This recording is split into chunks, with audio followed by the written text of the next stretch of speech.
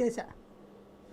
Reporters choice అని ఉండేది అప్పుడు. ఇది రిపోర్టర్ అని ఒక 15 నిమిషాల పాటు ఒక అంశం మీద మాట్లాడటం, అక్కడది విజువల్ చూపెడతాం, అది చేసా. 30 మినిట్స్ చేసా, స్పాట్ లైట్ చేసాం, స్పెషల్స్ చేసాం, డిబేట్ చేసా.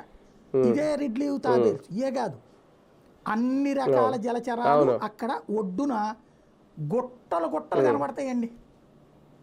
గుట్టలు గుట్టలు, ఇక్కడ ఒక శవం అక్కడ ఒక శవం పడి ఉంటాయి. అట్లాగా ఏంటయ్యా ఇవన్నీ అంటే పొల్యూషన్. ఎక్కడి నుంచి వస్తున్నాయి? ప్రతి కంపెనీ విశాఖపట్నము ఆ చుట్టుపక్కల శ్రీకాకుళం ఈ ప్రాంతాల్లో కట్టే ప్రతి కంపెనీ, ఫార్మా కంపెనీలు, అసలు ఏ ఇండస్ట్రీకైనా వాస్తవంగా ఆ కాలుష్యం బయటకు వచ్చేది ఉంటుంది కదా, కెమికల్స్, వాటిని శుద్ధి చెయ్యాలంటే పరిశ్రమ కాస్ట్లో 40% పడుతుంది. అట్లయితే కనుక ఆడు పెట్టడు పరిశ్రమ.